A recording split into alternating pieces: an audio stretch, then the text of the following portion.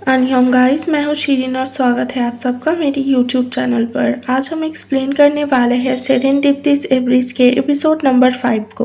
तो एपिसोड के स्टार्टिंग में हमें फ्लैशबैक का सीन दिखाया जाता है जहाँ हुयोंग बस स्टैंड के एक साइड होता है और दूसरी ओर वो होंगजू को देखता है जो कि बैठी हुई थी और हुयोंग काफी ज्यादा खुश होता है क्योंकि वो होंगजू को अपना एनिमे कलेक्शन दिखाना चाहता था और तभी उसके पास उसकी मॉम का कॉल आ जाता है जो बोलती है कि वो लोग जल्द ही यूएस शिफ्ट होने वाले हैं।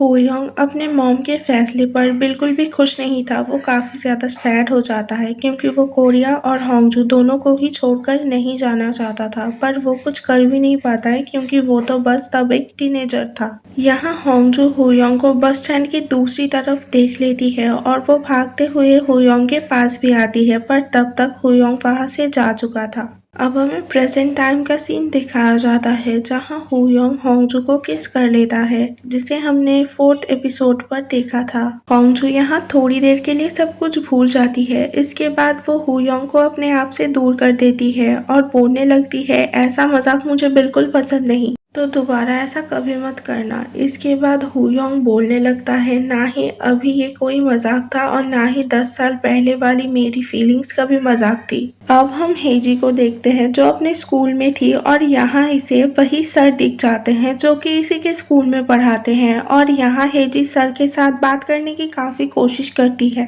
पर सर हेजी को देखने के बाद इतना ज्यादा नर्वस फील करते हैं कि वो तो हेजी से बात ना करने के लिए उसे अवॉइड ही करने लगते हैं।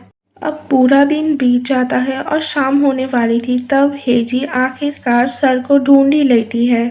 अब यहाँ सर को हेजी के साथ बात करनी ही पड़ती है, जहाँ हेजी सर को पूछती है कि आपको तो मैंने पूरा दिन नहीं देखा, आप क्या बिजी थे? आप बहुत अच्छे इंसान हैं और हमेशा मेरे फादर की हर बात मानते हैं, तो मैं और मेरी बड़ी बहन इस बात को बहुत ज़्यादा अप्रिशिएट भी करते हैं। अगर आप फ्री हैं तो कल क्या हम कहीं घूमने जा सकते हैं? इसका मतलब यहाँ हेजी सर से डेट पर जाने के लिए पूछती है। यहाँ सर हेजी की बात सुनकर काफी ज्यादा शॉक हो जाते हैं। दूसरी ओर हम सांगपीर को देखते हैं जो अपने रेस्टोरेंट में कोई काम कर रहा था और यहाँ होंगजू भी आ जाती है। यहाँ होंगजू बिल्कुल भूत की तरह एंट्री लेती है जिसे देखकर बहुत ज्यादा सांगपीर डर जाता है और ये सीन काफी ज्यादा फनी होता है। इसके बाद सांगपीर होंगजू को हेल्प करने के लिए बोलता है और दोनों साथ में मिलकर काम करते हैं। यहाँ होंगजू और सांगपीर के बीच कुछ बात चल रही थी। यहाँ एक नोटिस करने वाली बात ये भी है कि होंगजू और हुयोंग के ऑफिस बिल्कुल ही आमने सामने था, तो यहाँ होंगजू की बॉस बिल्डिंग के सामने अपनी कार को पार्क कर देती है और अंकल इसे देख के काफी ज्यादा गुस्से में आ जाते हैं और यहाँ अंकल और मैम के बीच काफी ज्यादा बहस चल रही होती है, जहाँ हमें पता चलता है कि होंगजू की बॉस को अंकल के ऊपर बहुत साल पहले क्रश था और अंकल इसी बात को दोबारा बोलते हैं, क्या तुम मूव ऑन नहीं कर पाई जो मुझसे बार बार टकराती रहती हो? इसके बाद हम हुयोंग को देखते हैं जो काफी ज्यादा ब्लश कर रहा होता है और यहाँ अंकल भी आए हुए होते हैं। यहाँ अंकल वही बात बोले जा रहे थे कि होंगजू और हुयोंग को एक दूसरे के साथ डेट नहीं करना चाहिए और होंगजू हुयोंग के लिए सही मैच नहीं है। इसके बाद हुयोंग के फोन पे सांगपीर होंगजू का एक फोटो भेजता है। यहाँ होंगजू खाना खाते हुए बोलती है कि वो हुयोंग को बिल्कुल भी पसंद नहीं करती, तो यहाँ बातों ही बातों में सांगपीर बोल देता है कि हुयोंग को पता है कि होंगजू सांगपीर के रेस्टोरेंट पे है, तो इसीलिए वो भी यहाँ आने वाला है। इस बात को सुनने के बाद ही होंगजू वहाँ से तुरंत ही निकल जाती है क्योंकि होंगजू हुयोंग को अवॉइड करना चाहती थी। इसके बाद हुयोंग रेस्टोरेंट में आकर देखता है कि तब तक तो होंगजू यहाँ से जा चुकी थी। इसके बाद हम होंगजू को उसी बस स्टैंड पर देखते हैं जो हमें फ्लैशबैक के सीन पर दिखाया गया था। तो यहाँ होंगजू अपने ही पुराने दिनों को याद कर रही थी और वही फ्लैशबैक के सीन को हमें दोबारा दिखाया जाता है। होंगजू ने हुयोंग को बस स्टैंड के दूसरी तरफ देखा था तो वो भागते हुए जाती है, पर तब तक हुयोंग वहां से चला गया था। अगले दिन सुबह वो हुयोंग के क्लासरूम में भी आती है, पर जहां उसे पता चलता है कि हुयोंग स्कूल और कोरिया छोड़कर चला गया है क्योंकि होंगजू ने करियर सर्टिफिकेट में एनिमे डायरेक्टर बनने का सपना लिखा था, जहां होंगजू और हुयॉन दोनों का ही नाम लिखा था और वो इसी सर्टिफिकेट को दिखाने के लिए हुयॉन के पास आना चाहती थी, पर तब तक हुयॉन वहां से जा चुका था। इसके बाद हम होंगजू को देखते हैं, जिसके पास जूनहो का मैसेज आया हुआ था। यहाँ जूनहो बहुत ज्यादा सैड होता है, वो काफी ज्यादा रोता है और ड्रंक भी होता है। जूनहो के पास हम बहुत सारे लव लेटर्स को देखते हैं, जिसे एक टाइम में होंगजू ने भेजा था और यहाँ इन्हीं लेटर्स को पढ़ने के बाद जूनहो काफी ज्यादा इमोशनल होता है। हमें यहाँ समझ तो आ जाता है कि जूनहो अभी भी होंगजू से बहुत ज्यादा प्यार करता है, पर बस उसका एक गलत फैसला और इनका रिश्ता खत्म हो चुका था। यहाँ होंगजू जूनहो की एक भी मैसेज का रिप्लाई नहीं करती और अगले दिन सुबह का सीन दिखाया जाता है, जहाँ होंगजू के पास संगपीर आया हुआ था क्योंकि इन्होंने फिशिंग करने जाना था और यहाँ संगपीर अंकल और हुयॉन के साथ होंगजू को भी जाने के लिए बोला जाता है। पहले तो होंगजू ना कर देती है, पर बाद में होंगजू को भी इनके साथ ही जाना पड़ता है और पूरे रास्ते में हुयॉन बस होंगजू की तरफ ही देखे जा रहा था और उसके करीब आना चाहता था। यहाँ रास्ता काफी ज्यादा लंबा होता है, तो ये लोग ब्रेक के लिए रुकते हैं। जहाँ होंगजू गाड़ी से उतरने जाती है तो हुयॉन्ग उसे हेल्प करने के लिए आता है, पर यहाँ होंगजू हुयॉन्ग की मदद नहीं चाहती थी और दोनों को काफी देर बाद बात करते हुए देखा जाता है, जहाँ होंगजू बोलती है, तुम मुझसे ऐसे बिहेव मत करो और जो कुछ भी कल हुआ इसके बारे में भूल जाओ। तो यहाँ हुयॉन्ग बोलने लगता है, मैं क्यों भूल जाऊँ, मुझे तो अच्छा लगा था, तुम भूल जाओ अगर तुम्हें अच्छा नहीं लगा हो। तो इसके बाद हुयॉन्ग ड्राइव करने लगता है और ना चाहते हुए भी होंगजू को उसके पास ही बैठना पड़ता है। यहाँ हुयॉन्ग बोलने लगता है, मुझे भूख लगी है तो अपने हाथ से कुछ खिला दो। तो होंगजू बोलने लगती है, तुम खुद खा लो।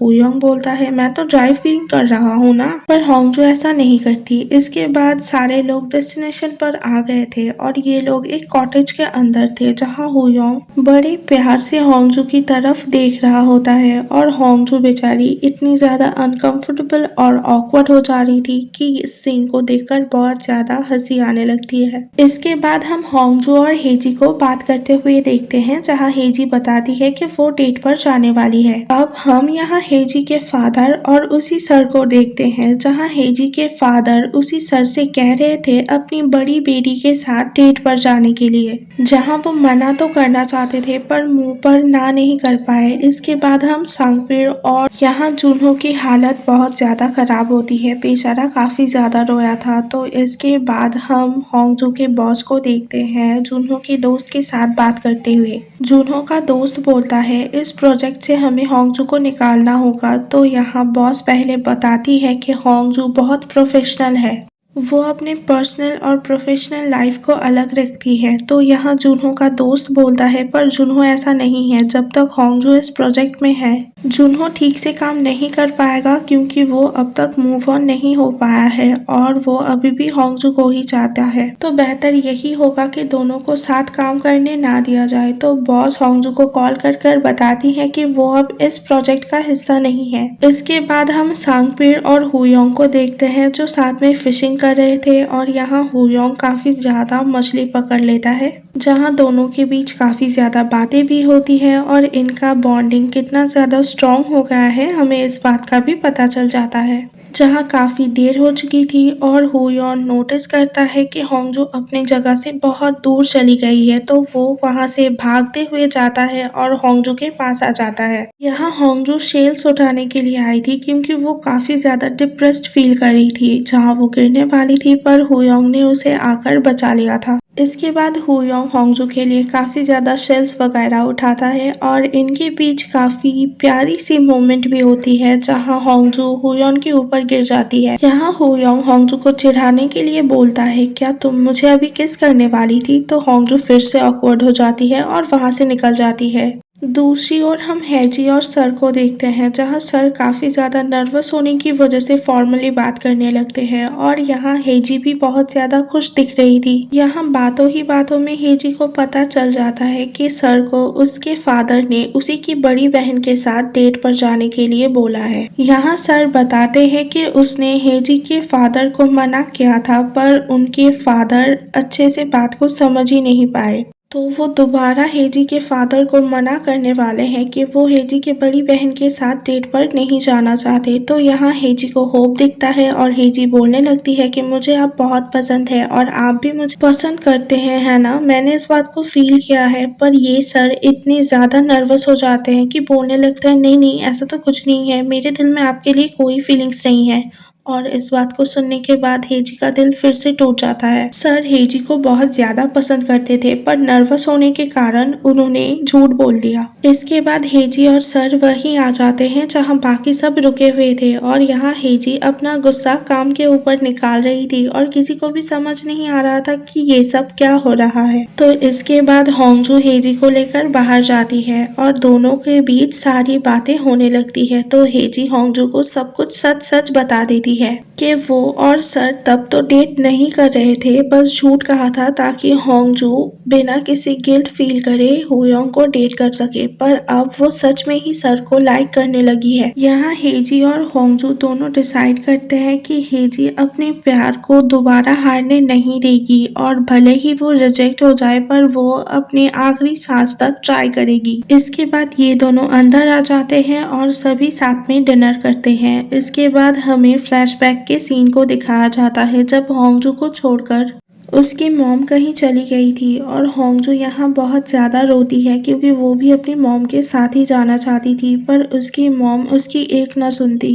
जब जुनहो होंगजू को छोड़कर चला गया था तब भी होंगजू बहुत ज्यादा टूट गई थी और वो होंगजू के काफी ज्यादा पुकारने के बाद भी, रोने के बाद भी जुनहो एक बार भी उसकी तरफ मुड़कर नहीं देखता। पर दूसरी ओर दिखाया जाता है कि जुनहो भी तब बहुत ज्यादा रो रहा था पर इस बारे में होंगजू को पता नहीं होता, तो इसलिए उसके दिलो दिमाग में बस यही चल रहा था। तो होंगजू सपने में देखने लगती है उस मोमेंट पर उसे बिना रोए जुनहो को गाली देना चाहिए था और जुनहो इस बात को सुनकर बहुत ज्यादा शॉक भी हो जाता। तभी यहाँ यानी कि होंगजू के सपने में हुयोन की एंट्री होती है और हुयोन को होंगजू पूछने लगती है कि तुम मेरे सपने में क्या कर रहे हो। तो हुयोन बोलने लगता है क्योंकि मैं खुश हूँ तुम्हारा ब्रेकअप जो हो रहा है। इसके बाद हुयोन वहां से जाने लगता है तो होंगजू पूछने लगती है क्या तुम वापस जा रहे हो। तो हुयोंग बोलने लगता है मैं नहीं जाऊंगा अगर तुम मुझे रोक लेती हो तो। इसके बाद होंगजू जाग जाती है और वो देखती है कि इस कॉटेज में उसके अलावा कोई भी नहीं है, यानी कि सब यहाँ से जा चुके थे। दूसरी ओर हम सांगपीर अंकल, हेजी और सर को देखते हैं। ये सब सोल वापस जा रहे थे। यहाँ अंकल के पास उनकी बहन यानी कि हुयोन की मदर का कॉल आता है। दूसरी ओर हम होंगजू को देखते हैं जो कि हेजी और हुयोन दोनों को ही कॉल कर रही थी पर कोई भी कॉल नहीं उठा रहा था। इसके बाद हुयोन वापस आ जाता है। वो होंगजू और अपने लिए ब्रेकफास्ट लाने गया था और यहाँ होंगजू को पता चलता है कि उन दोनों के अलावा बाकी सभी सोल वापस जा चुके हैं। यहाँ सभी वापस चले गए थे पर हुयोंग अभी भी उसके लिए यही था। तो ये बात होंगजू की दिल को छू जाती है और उसे वही सपने वाली बात याद आने लगती है कि हुयोन ने कहा था मैं कहीं नहीं जाऊंगा अगर तुम मुझे रोक लेती हो तो इसके बाद होंगजू बोलने लगती है हुयोन तुम कहीं मत जाना, यूएस तुम मत जाना, मुझे छोड़ के कहीं मत जाना। और यहाँ वो जाकर हुयोंग को किस कर लेती है और यही हमारे 5th एपिसोड का एंड हो जाता है। Do like, share and subscribe. Thanks for watching.